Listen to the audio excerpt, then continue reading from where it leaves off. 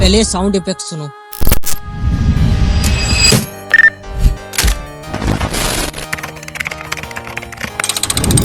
भाई बिना sound effect की वीडियो नाक के बराबर लगती है। मेरे पास ऐसी ट्रेंडिंग साउंड इफेक्ट का पूरा बंडल है जिसमें 100 से भी ज्यादा ट्रेंडिंग साउंड इफेक्ट्स है।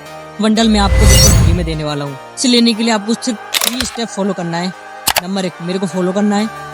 नंबर 2, कमेंट में A2I लिखना है। नंबर 3, अपना DM चेक कर लेना है। ऐसी और टिप्स जानने के लिए A2I को फॉलो कर लो। मिलते हैं नेक्स्ट वीडियो में।